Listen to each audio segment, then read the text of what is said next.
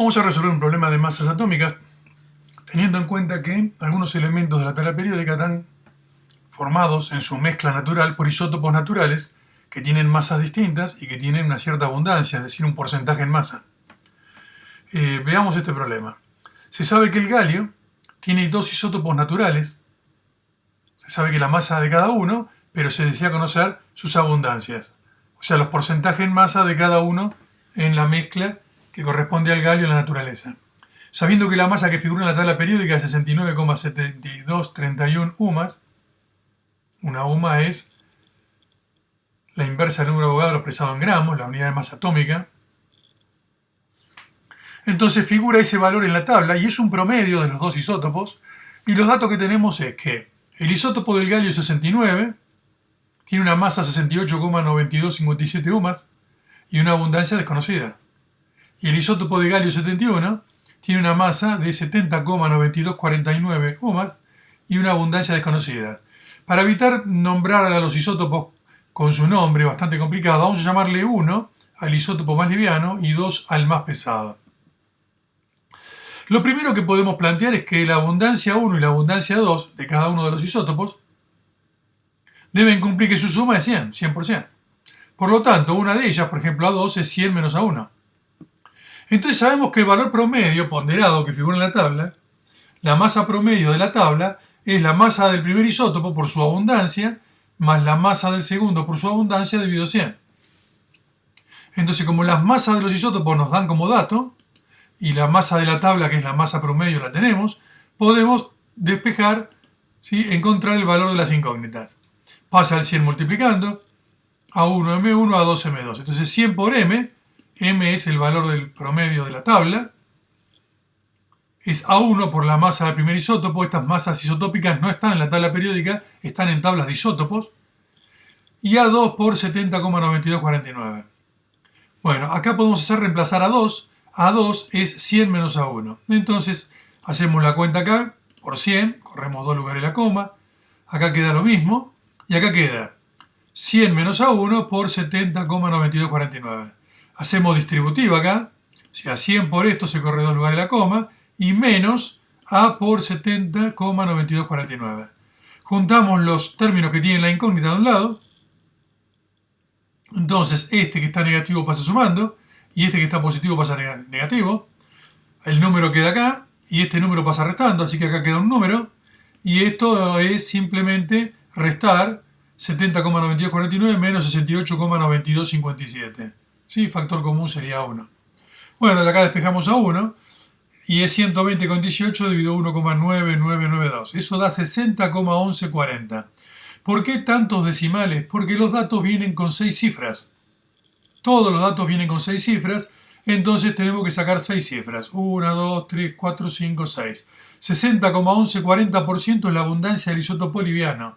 Por lo tanto, el pesado va a ser 100 menos A1. 100 menos 60,1140 da 39,8860%. En definitiva, simplemente es aplicar la fórmula y tener en cuenta que las abundancias tienen que sumar 100. Es un sistema de 2 ecuaciones con 2 incógnitas.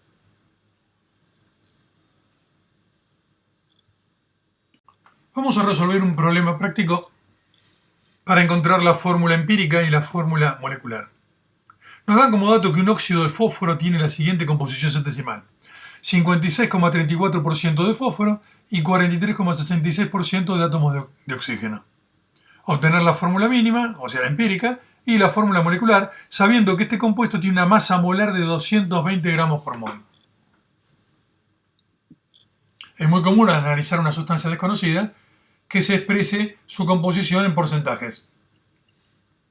Los porcentajes en masa es lo mismo que decir que son los gramos de ese elemento cada 100 gramos totales. Por lo tanto, podemos calcular los moles de fósforo y de oxígeno que hay en estos porcentajes. De la tabla periódica sabemos que el fósforo tiene una masa de 30,97 UMAS y el oxígeno 16.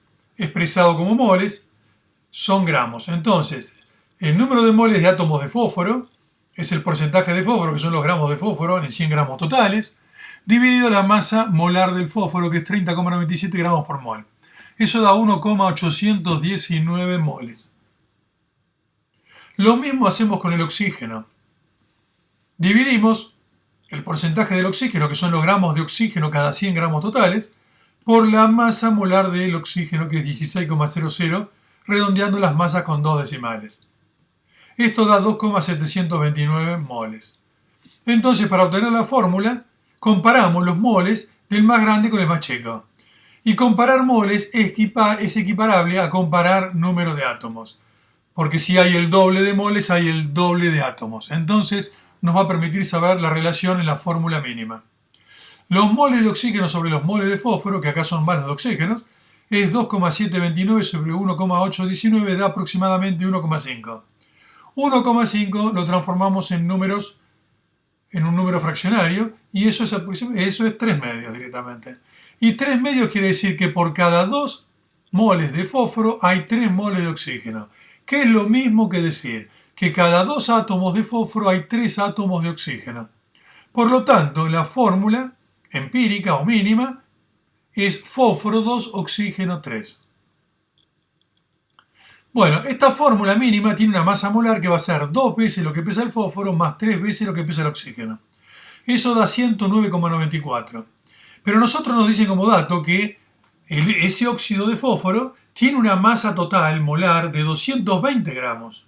Entonces lo que voy a hacer es comparar la masa molar de la fórmula molecular con la masa de la fórmula mínima. Si son iguales, quiere decir que la fórmula es la misma.